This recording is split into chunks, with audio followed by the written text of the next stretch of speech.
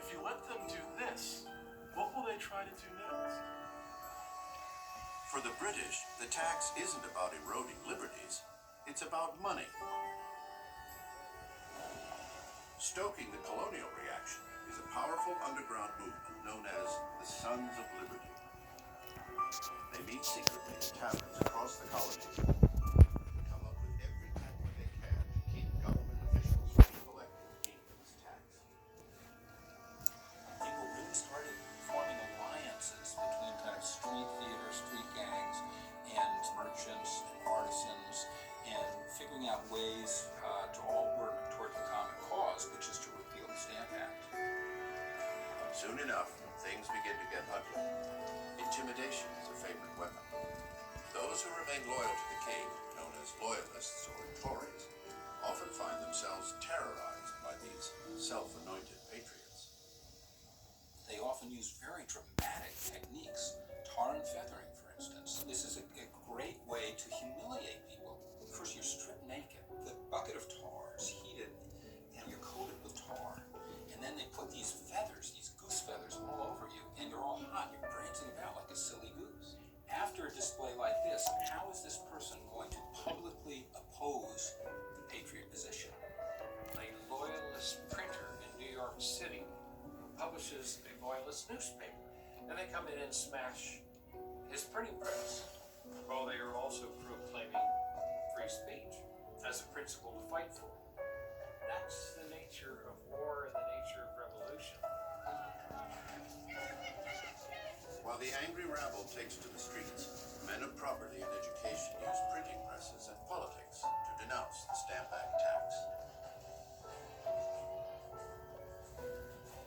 One of the most outspoken is 29-year-old John Adams, a bright, ambitious attorney who brings logic and intellect to this very emotional argument.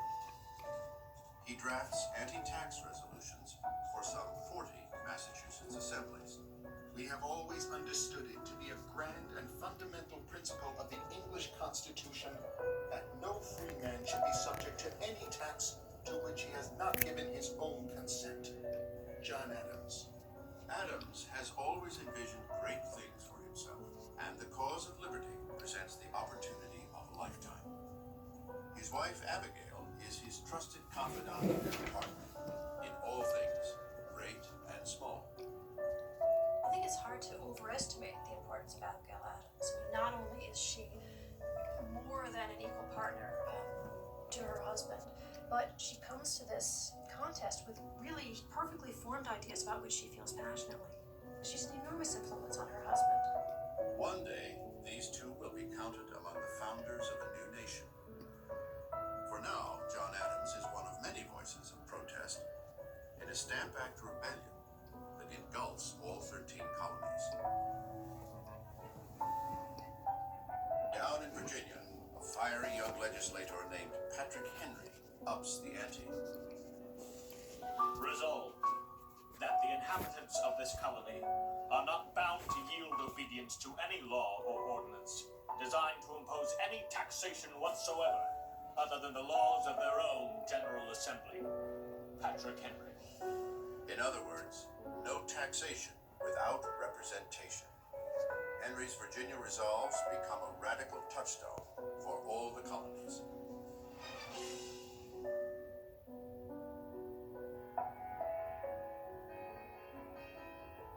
3,000 miles away in London, another important player in the colonial drama, America's Benjamin Franklin, is doing what he does best: playing chess, flirting with a pretty young thing, and keeping an eye on developments for his countrymen.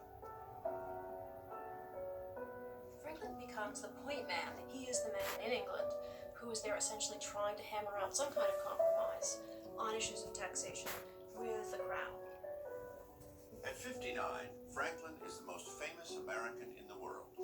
He has spent the better part of 2 decades in England as a trade representative and the colony's unofficial ambassador, wooing and wowing the London society with his wit and wisdom. This is the Philadelphia printer and writer who created Poor Richard's Almanac, the colony's best-selling annual, rich with homespun advice. He is the scientist who famously flew a kite to experiment with electricity, who invented the lightning rod and the bifocal. A self-made man who went from lowly apprentice to wealthy entrepreneur, Franklin is the embodiment of what it means to be an American. Yet he adores England, the mother country, and especially London. He's absolutely in his element. This is where the great center of science is at this point. It's like being in the city as opposed to having been in the country. He's really hit the right group of people. And he's very much, he writes these down as the happiest years of his life. Now the uprising at home has put Franklin at center stage, a place he generally enjoys. London's baffled politicians come pounding on his door, desperate for a solution to the problem, hoping he can use his considerable influence to bring the colonists to their senses. But it's business, not politics, that settles the matter. The decisive blow is the blow to the British pocketbook. North American merchants said, well, okay, while the Stamp Act is in place, we're just not going to trade with you. It's a way of getting merchants in England to say, if this is going to ruin business, then the Stamp Act's got to go. Now England's merchants and bankers are feeling the pinch from the loss of business created by colonial boycotts, and they too start railing against the Stamp Act. The tax crisis has become just too big a headache, and in March 1766, a beleaguered parliament finally repeals the Stamp Act. Unbelievably, the people of the colonies have forced the world's greatest power to back down. The rebel colonists can celebrate their first sweet taste of victory and of power. But the battles are far from over. England still needs the money and still needs to show who's boss. Over the next 4 years, Parliament devises new taxes, which trigger renewed upheaval and end up being repealed. As this seemingly endless cycle continues, England dispatches 2 military regiments to Massachusetts from New York to keep order, adding fuel to the fire. In 1768, 4 more regiments sailed from England on a collision course with America.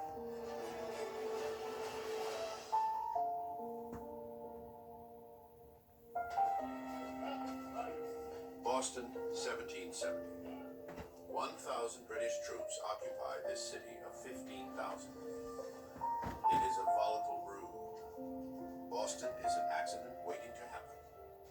Literally. Conditions are right. We've got an indigenous population that is very, very sensitive to having British soldiers quartered amongst them. You have all of these British regiments in Boston. This is something that the Bostonians simply chafe under. Resentment grows against the soldiers in Boston streets. On the night of March 5th, a band of local patriots heckles a British sentry standing guard at the customs house. At first, they merely hurl insults, but soon they're hurling snowballs, and 8 more soldiers. You have a group of men who are egging on British soldiers, looking for ways to kind of stir up a fight. And now they've created the antagonist that they've been trying to gin up. Hundreds more colonists pour into the street. They launch a barrage of ice, oyster shells, and rocks at the soldiers. The guards panic. Their guns go off. When it's over, 5 civilians lay dead on the frozen street. It was a tragically predictable sort of event. It's one of those situations in which the soldiers that are there to impose order are actually that seed of discontent that's going to produce disorder. Within hours of the deadly shootings, the Patriot spin machine roars into high gear. A tragic accident is recast as a murderous crime against the colonial people in what becomes known as the Boston Massacre.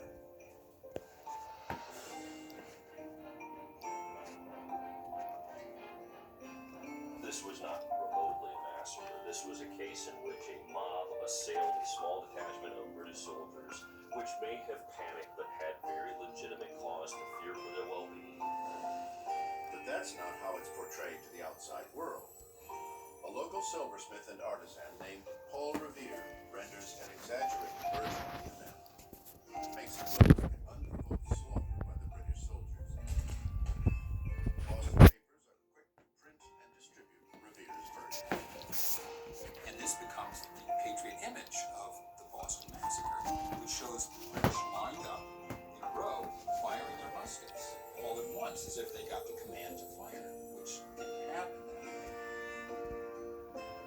The first to die in the gunfire is a black man, a sailor and runaway slave named Crispus Attucks. He is widely viewed as the first martyr